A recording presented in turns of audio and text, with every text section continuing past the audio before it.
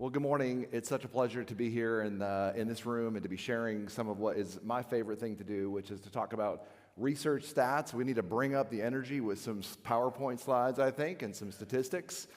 A few years ago, my son is now 20, but a few years ago, I was having a really nice late night session with him, and he was asking me all sorts of different imponderables. You know how this is if you're a parent. It's sort of like, when do fish sleep, and different things about all sorts of different topics. And then after a little while, we were laying in bed, and he's about 14 at the time. He's 20 now. He's a computer science major at Colorado State. And a little bit kind of quiet. We're laying there next to each other, and Zach says, "Hey, Dad, what do you think about the Bible verse that says," and this is his 14-year-old language, so just forgive it, but this is his actual words. "What do you think about the Bible verse that says, if a woman grabs a man by his balls, you should cut off her hand and show no mercy?" I had no answer really for that, because I didn't know that it is a Bible verse, and it is Deuteronomy 25:11, which I learned that night from my son, who had found it on a subreddit thread, which was, the subject was the verses you should give to your Christian school teacher if they ask you for your favorite.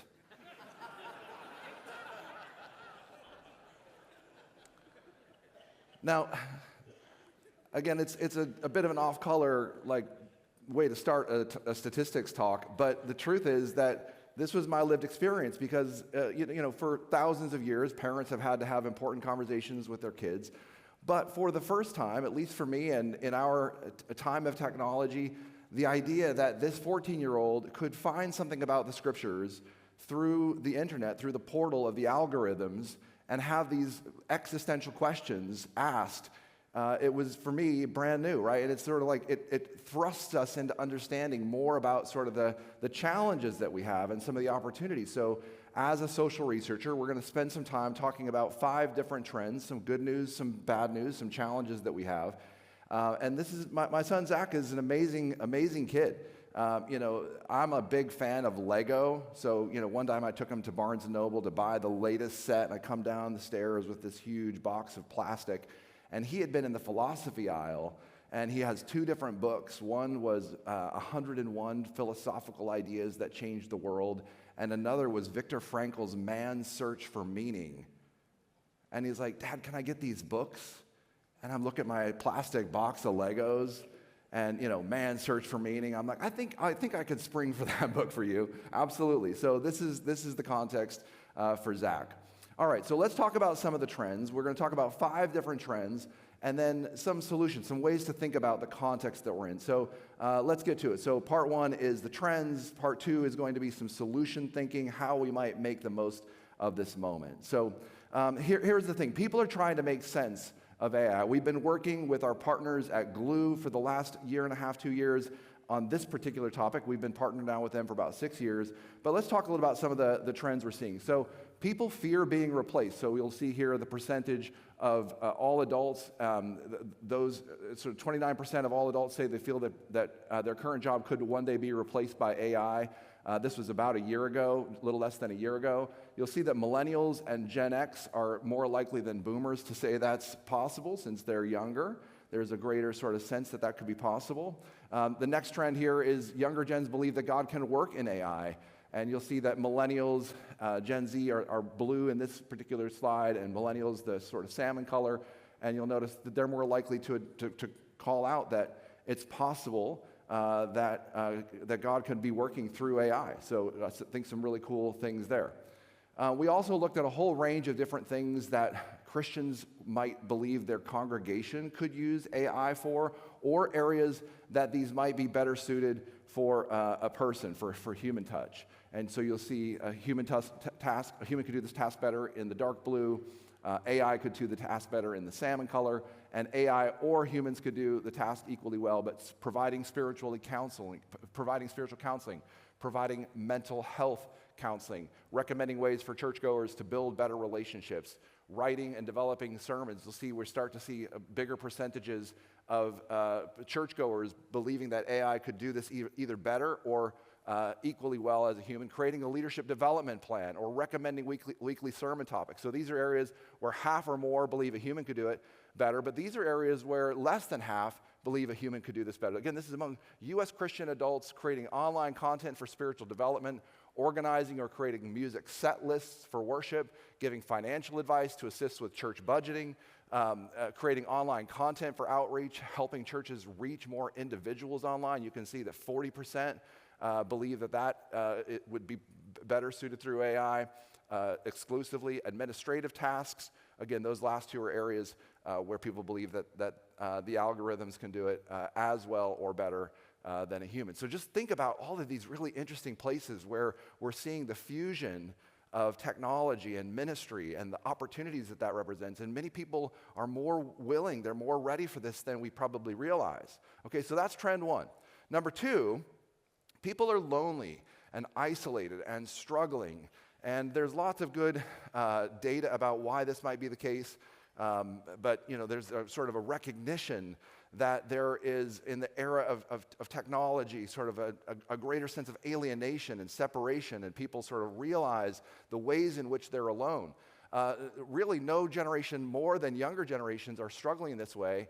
This is from a recent study we did with Gen Z, and you'll see here we're looking at teenagers. Gen Z encompasses teenagers today as well as some young adults.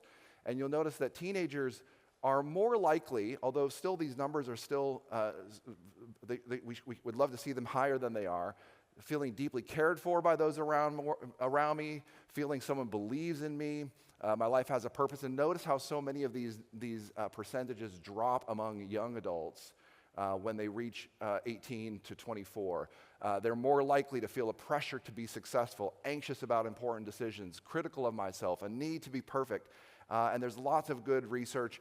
The Anxious Generation by Jonathan Haidt is a great book that has begun to turn the tide a bit about the power of technology, the power of social media, the challenge of technology in a formative environment like a school setting, an education setting.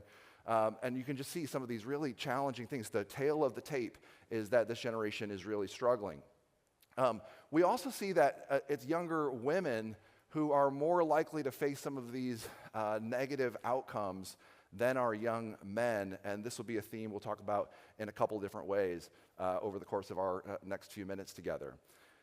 We did a study recently called Beyond the Porn Phenomenon, in which we looked at some of the current rates of porn use within the church and the broader culture, and we had done a study called The Porn Phenomenon about 8 years ago.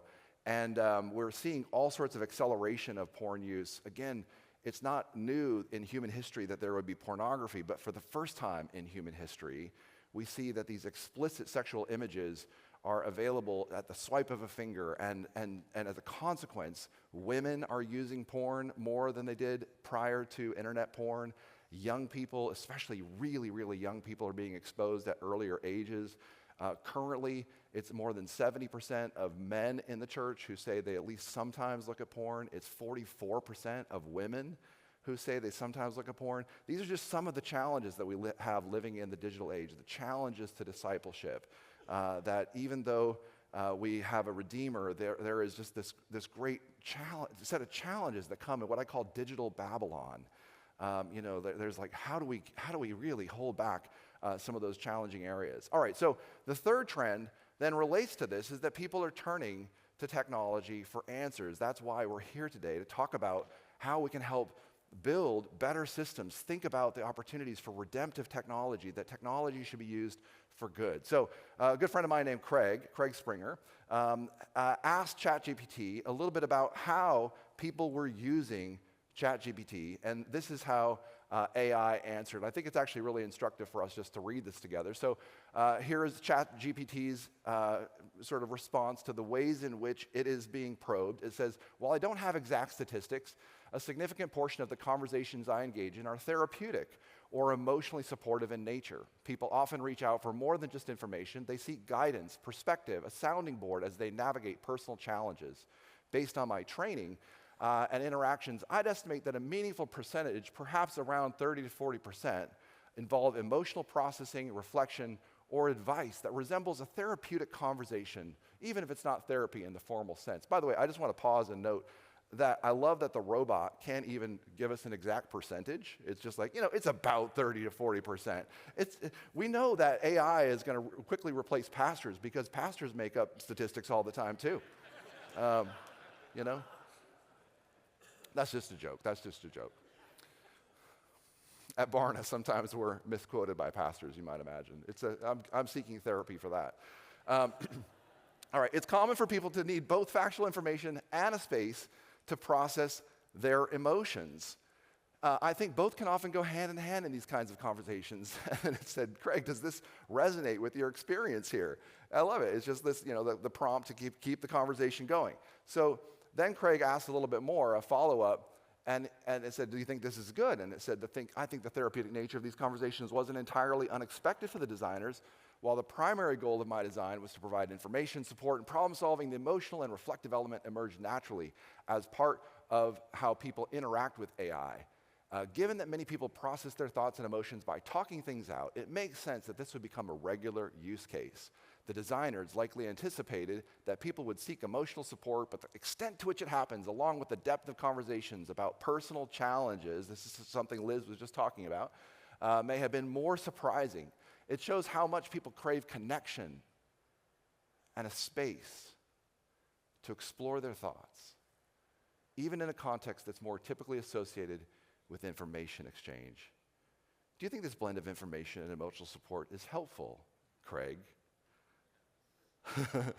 Now, if you're a fan of sci-fi, 2001 Space Odyssey, this is the AI that keeps asking Dave questions so that he can kill him, right? And so this is just like, it struck me as I was reading these responses to Craig, how we're being sort of like given information and this sort of feedback loop. And again, what an incredible time to be alive. Now, isn't it just interesting as we think about some of the comments that AI was giving, just how much that sounds like the need for human connection, the need for the church to be the church.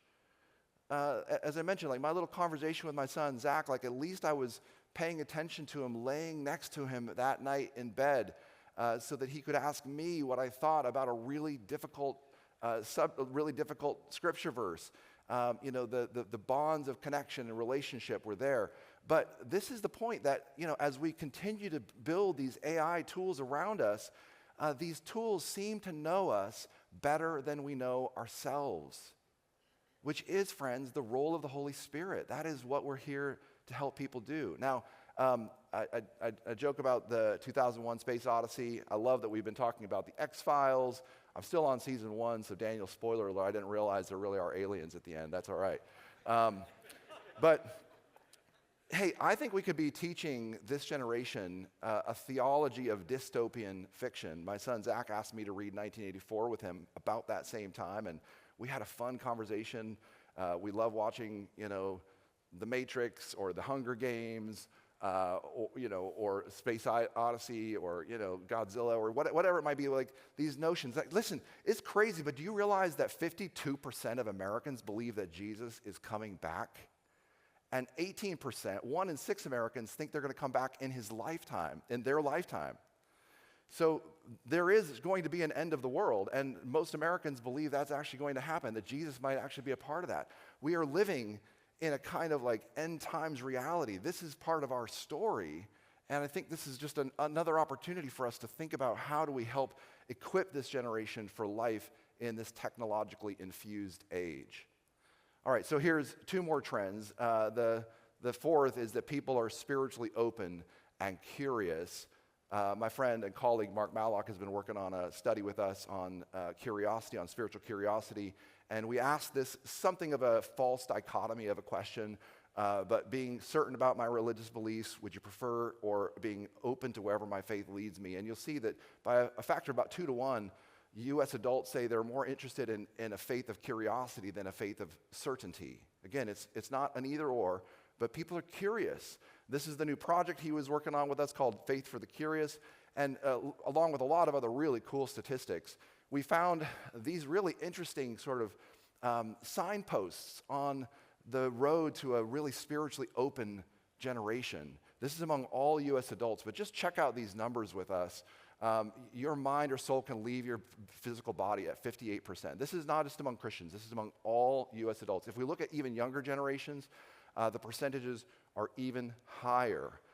If you break a mirror, you will have bad luck. It is possible to be reincarnated at a third of all adults. Mind reading is possible. A person's zodiac can have a direct influence on their personality. Supernatural creatures such as fairies or ghosts are real at 35%. Some health conditions can be treated with psychic healing at 30%.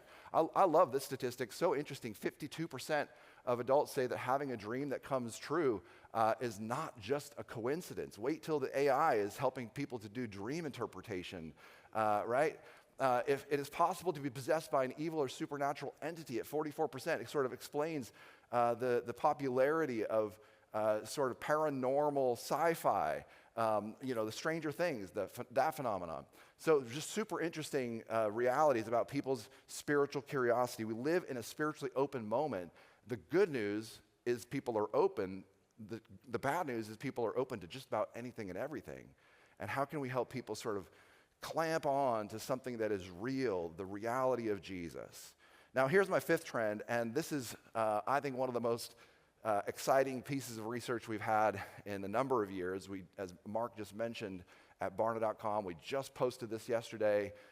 We are seeing some really exciting findings. We're working with our partners at Glue on the State of the Church 2025. And so here is a headline banner statement from our research, and that is, look at the trend line. This is the percentage of all Americans who say they've made a personal commitment to Jesus Christ that is still important in their life today.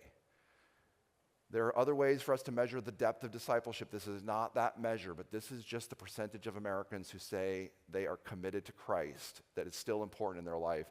Look at the last 3 years. It bottomed out in 2021 and 2022, right after the pandemic. But the last 3 years, we are seeing this steady increase, and 66% now, 2/3 of all Americans say they've made a personal commitment to Jesus Christ. This tells us that the decline of Christianity is not inevitable, right? This tells us that people's spiritual trajectory can still be changed. This tells us that the work we're doing matters. This gives us insights into the possibilities of how technology and ministry and human beings and in partnership with the Holy Spirit can come alongside a whole society. Let's continue to pray. Let's celebrate this. This is what we got into ministry for. Let's take this data and ask God, what could we make of it? Alongside there, this is also just really counterintuitive. For 30 years, I've been working at Barna. This is the first time we've seen two findings that I'm about to explain to you. The first is that for the first time in our 30-year, 40-year history of tracking this, look at that Gen Z and Millennials are equal and sometimes past the older generations in terms of their levels of commitment to Jesus. And also over the last 6 years, their faith in Jesus, their willingness to say they might trust him has been growing at a much faster rate than has Gen X and boomers. I'm so sorry to be a critic of boomers here, but they're sort of flatlining on this, right? Usually there's like a little boomer war cry because the boomer generation just loves to be boomers. Born between 1946 and 1964, the first generation that was named by sociologists because there were so many of you, they couldn't advertise to all Americans at once. And so this boomer generation is sort of flatlining. Look at the first surprising trend is that young people are leading this surge. The second surprising trend is that it's the men who are outpacing women in their growth of commitment to Jesus. In each of the 4 generations, you'll see there's increases, especially among younger generations, which is really interesting and critical for us to pay attention to. So this leads to the conclusion slide for all of what we've been talking about, all these trends. Isn't it amazing and like an incredible privilege for us to be here today, to be talking about these trends, to be on mission with Jesus in this time of great change? We don't have all the answers, but we know who is the answer. And so I am just here to say, we've taken our arrows at Barna for being the bringer of bad news, the harbinger of bad data. Like some people say we have the spiritual gift of discouragement. But like we've been just tracking the numbers, and now we have some good news to share with you. So go run with it, right? Let's go with this. There's an incredible opportunity today. Let's not waste this. So I've got a couple different ideas about opportunities for the future.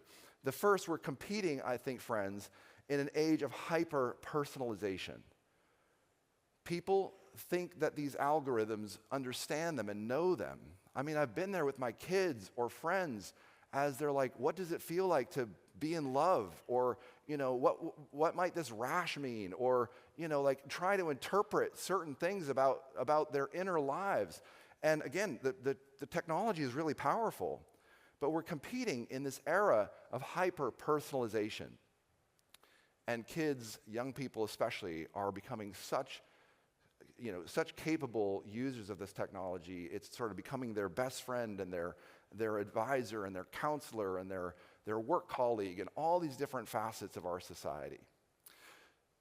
About a year ago, one of my good friends, Micah, he was an executive pastor at the church I attend. I live here in Fort Worth in the Dallas area, and he's the executive pastor at my home church called Antioch. And he was heading home from church on a Sunday, and his wife Rachel called and said, Micah, we have been hacked. Our Amazon account has been hacked. And he said, okay, well, like, what's happening? She's like, I've canceled all the credit cards. They have put $1,500 and checked out with $1,500 worth of stuff. And so, living in this age of safety and trust and all these things, he's going through all the scenarios with Rachel. Well, let me get home. We'll check it out. So he gets home and he's like, Rachel, so where are they sending all these packages? He's like, that's the strange thing, Micah. They're sending them to our house. And it occurred to him that it might have been an inside job because Mason here on the left had been, all three of them, there's Reagan and Rose, they had been reading on their iPad devices, which, by the way, had been all locked down, but they were reading on their Amazon Kindle app and had found a back door in which to access the store. And little Mason had bought $1,500 of just stuff. Princess wands for his sister, Princess of Avila dresses for his sisters. He got like 30 dresses. Because, he can't even read, but he understands the quantity button. So Mike is like, man, what are you doing? He's like, Dad, don't worry, I got you a water bottle. He's an equal opportunity thief. I love it. Now, the thing was that, of course, they were properly chastened for this activity. But just a few weeks later, they managed to hack again, and they bought the Backyard Discovery Skyfort for $2,299. And if you'll notice, they're quantity 2. And for $12.99, a little Windows sun catcher kit for kids. So, they've had to change their Alexa because, Mason's, ordering stuff off the voice-activated Alexa, the whole nine. Now, this kid is going to be an entrepreneur. He is going to be at your Missional AI conference coming up in a few years. But people need this life-giving formational community in which they can best find this in the church. The church has to be able to help a student like Mason know how to apply his God-given gifts. His desire to make money. He's always talking about, Dad, can I go do something? How can I make money? How can I, steal from the rich and give to the poor kind of deal? And so there's some really interesting things that are happening. So here is the second, if we're living in this age of hyper-personalized, the algorithms seem to know us better than any Holy Spirit might ever seem to know us. I think the church needs to be a place where people find their unique masterpiece, where it's discovered and developed. The Ephesians 2:10. We have this rich theology that each person is gifted by God to do things in the world, to be all that they were created to be. And so we need a place of community. We can disciple the geeks. We can make a difference. in this. I don't think my back button is working. Here it is. Okay. I just want to go back to this one. People need life-giving formational community in which they can best find that in the church. They need to understand that they're a masterpiece. It's nothing against big churches, but big churches will have to find a way, especially to create this sort of, community and intimacy, and smaller churches will have to do that too. And we're going to have to find a way, friends, I think in a place like this to say we have to find a way to disciple geeks.